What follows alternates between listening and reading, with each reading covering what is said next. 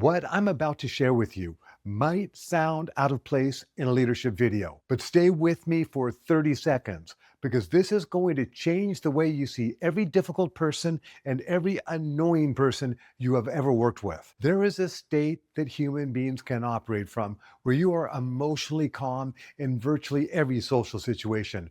You are efficient. You are effective. Things happen around you with minimal resistance. It is called flow.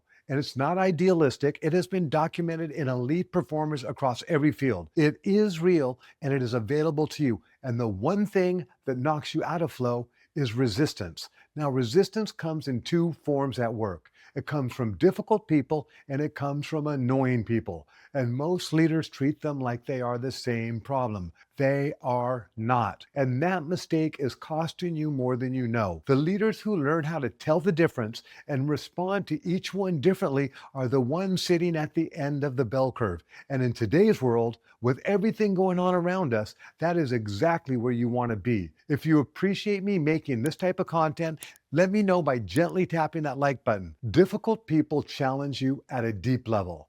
They push back hard. They create real conflict. They are impossible to ignore. Annoying people are completely different. They get under your skin in a subtle way. With a difficult person, you know you're triggered. It hits you fast and hard. But with an annoying person, it is quieter. It's a low-grade irritation that you might not even take seriously. And that is exactly what makes it dangerous. Dealing with annoying people requires a finer emotional awareness, a more refined response than most leaders have ever been taught. A difficult person creates what I call a macro trigger. It's big, it's obvious, you feel it immediately. An annoying person creates a micro trigger, small, subtle, easy to dismiss. You felt it in your body, in your chest, in your belly, or even in your head. It's not rage, it's not even frustration. It's just a quiet annoyance. But here's what most people do not understand. Micro triggers are still triggers, and every trigger pulls you out of flow. When a difficult person triggers you, you know it. You can see the chasm right in front of you. You activate, you respond, and you deal with it. But when an annoying person triggers you, you do not take it seriously. You tell yourself it's nothing. It's petty. You should be above this. So you do not deal with it. You just absorb it. And while you're absorbing it, you're running a program on autopilot. That program is resistance, and it's quietly blocking you from seeing your next step.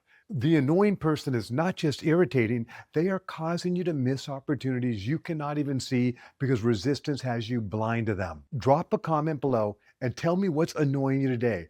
I read every single comment and I might make a detailed video on the one that's most requested. Here is what nobody tells you about resistance. It does not stay the same size. It stacks. It piles up. One micro trigger on top of another micro trigger on top of another one. You walk into work the next day carrying yesterday's annoyance, and today's annoyance gets added on top. And then the next day, another layer. Before you know it, you are depleted and you do not even know why, because no single moment felt like a big deal. It was just a petty annoyance each time. But the cumulative effect on your energy, your consciousness, your ability to lead, that is very real. Resistance is an energy drain, and it compounds quietly until you are running on empty. When resistance builds up, the ego steps in, and the ego does one thing very consistently. It pulls you out of trust. When you are in your higher self, trust is natural. You trust the process. You trust the people around you. You trust the things that are going to work out. But when the ego is running the show, driven by all that stacked resistance, trust disappears. You start judging. You start reacting. You start seeing that annoying person as a problem to eliminate instead of as a human being to understand. And the moment trust goes, flow goes with it. If you want some helpful resources on everything we've talked about right now, check the description and the pinned comments below. I put some things together for you that can help you go deeper on this. There is a scene in Indiana Jones and the Last Crusade. Indiana Jones is standing at the edge of this massive chasm, thousands of feet of empty air below him. There's no bridge, none that he can see, and he has to take a step anyway. He does, and the moment his foot moves forward, the path appears right under him. Boom. it is there. And then another step, boom, it is there. That is exactly what happens when you are in flow and you are operating from trust. The next step appears. The opportunity opens up. The path reveals itself.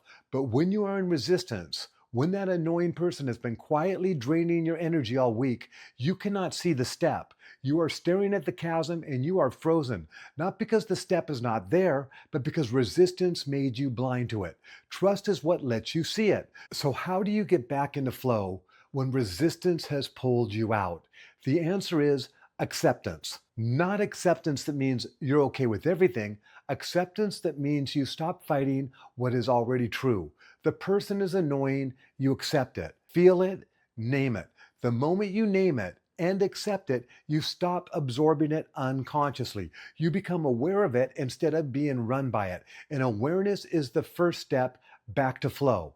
Accept, release, transform. Art. That is the path back every single time. And by the way, if you want to work with me directly and take this work deeper, check the description and the pinned comment below for how to connect with me and what I have available for you right now. Here's what I want you to take away from this video. Every night before you go to bed, take at least 10 minutes and create a ritual every evening that you're devoted to accept all of the negative stuff that happened that day. Because when you accept it, you are connecting with it. And when you connect with it, it moves through you. Remember, emotion is energy in motion, and you want to move it through you. Otherwise, you're going to drag it into your next day. And this is going to allow you to get into flow quicker and more regularly. Difficult people and annoying people are not the same problem.